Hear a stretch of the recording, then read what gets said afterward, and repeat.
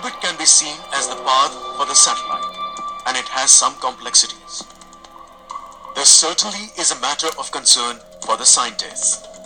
To be able to meet these challenges, certain innovative solutions have been devised.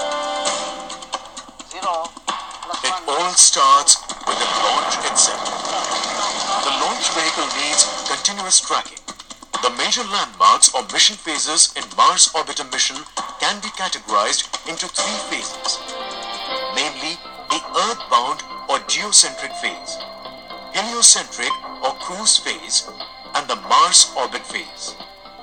The prime responsibility to monitor and ensure the performance of the satellite in all the phases of the mission lies with the ISRO Satellite Telemetry, Tracking and Command Center, that is ISTRAC, situated at Bangalore. As the vehicle traveled through the atmosphere, its first stage and the strap-ons burned and separated from the vehicle, and subsequently the second stage liquid engine took over.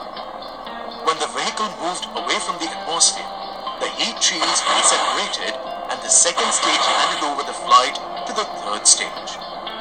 All these operations were technically complex, and their successful completion underlines the reliability of the system.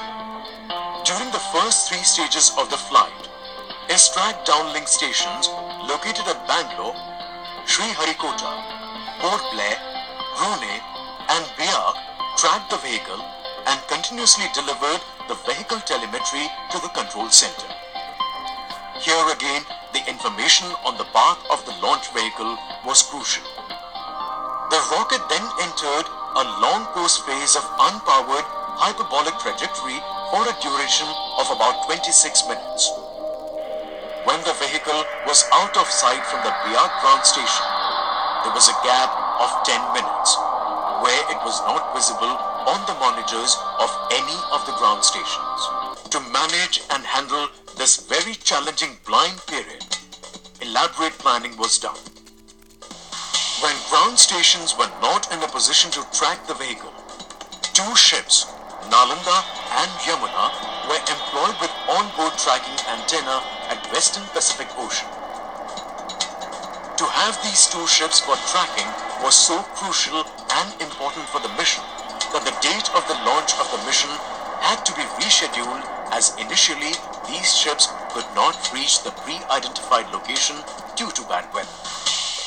The ships were equipped with state-of-the-art indigenous transportable terminals, a technological marvel developed in our country. These are only two of its kind and were engaged exclusively for the mission. Subsequently, all went as planned. The antennas provided necessary telemetry and tracking data to monitor the critical events of the vehicle. The first ship was located at such a position where it could monitor the ignition of the fourth stage liquid rocket engine. The location of the second ship was carefully chosen to monitor the burnout of the fourth stage and satellite separation. At the end of the flight, the spacecraft was injected successfully in the designated orbit around the Earth. Then started the Earth-bound phase to achieve the Trans-Mars insertion operation.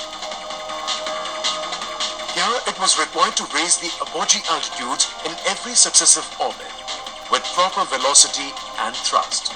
It was challenging, critical and complicated. This was successfully achieved by a series of orbit maneuvers by firing onboard liquid apogee motor, that is LAM. At the end of the maneuver, the apogee of the orbit was raised to a higher altitude. Following this, the spacecraft reoriented itself to its normal orientation. This is known as reverse rotation. It would be interesting to note at this juncture that the autonomous fault detection and recovery programs loaded in the onboard flight computer, which are crucial for successful operation of the Mars orbit insertion, that is MOI maneuver, were enabled and successfully tested in the Earth burn maneuver one after the other. During Earth burn 4 maneuver, that is EBN 4 maneuver, one of the features was tested for the first time. which resulted only into partial burn. It was corrected with subsequent EBN-4A. The required commands for this operation were given from the ISRO Mission Operations Complex. At the end of EBN-5, the apogee altitude was at 192,000 kilometers or around 2 lakh kilometers. The sixth and final transmass injection maneuver, conducted on 1st December 2014, injected the spacecraft into a hyperbolic departure trajectory. After the sixth maneuver, spacecraft gradually moved away from Earth on 3rd December 2013. It escaped from the Earth's sphere of influence. From there on, the spacecraft went on a heliocentric journey.